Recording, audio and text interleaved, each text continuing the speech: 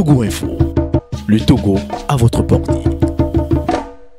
De prime abord, on peut considérer que c'est une mesure politique pour contenir l'augmentation des contaminations et l'augmentation des décès.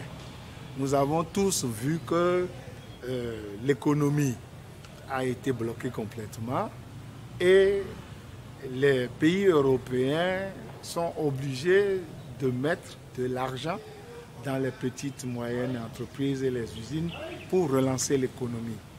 Cette manière d'agir est difficile à faire en Afrique parce que vous avez constaté que pour nos vici, il y a eu des laissés pour compte. Et normalement, si on dit que personne ne doit être laissé de côté, tous les pauvres, les coiffeuses, les vendeuses de bouillie, les vendeuses de beignets, tout cela devait profiter du novici. Mais c'est mathématiquement impossible. Donc il faut trouver d'autres formules. La baisse de la fiscalité, la baisse de la TVA qui flotte autour de 18%. On peut la ramener à 12% et le surplus qui va rester dans la poche des gens leur permettra de faire circuler l'argent à défaut de faire des subventions pour continuer l'économie. Ça agit sur la population, mais on a toujours dit qu'en Afrique, les frontières sont poreuses. Et ceux qui ont les moyens traversent les frontières. Je ne dis pas ça pour décourager le gouvernement. C'est que même quand elles sont ouvertes, les idéaux de la CEDEAO ne sont pas respectés. Qu'est-ce que je veux dire par là?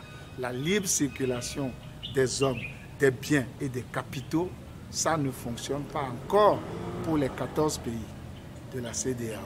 Donc, tant que cette structure-là ne nous permettra pas d'aller faire nos emplettes à Aflaou ou bien d'aller aux funérailles à Grand Popo sans être rançonnés aux frontières, nous ne pouvons pas trouver le semblant d'état-providence que cette structure-là devrait nous apporter. Donc, il faut tout faire pour que les générations futures que nous rencontrons de temps en temps ne continuent pas avec les mêmes obsolescences politiques.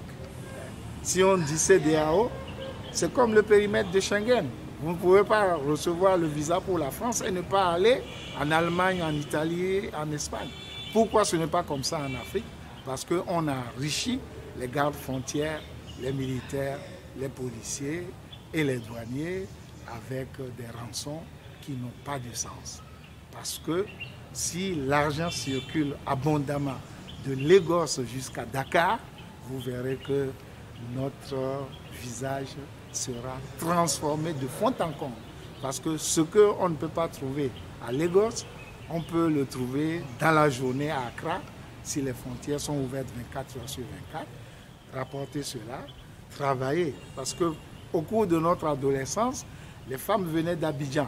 Les samedis matins, elles faisaient l'emplette au marché d'Accra et le samedi après-midi, elles faisaient le marché à Lomé, chez les Nana Benz. Le lundi matin, les pagnes étaient exposées à Brazzaville, à Djamé Marché, etc. Tout ça a disparu avec le temps.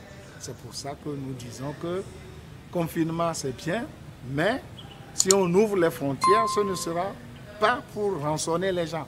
Ce sera pour la libre circulation des biens, des hommes et des capitaux.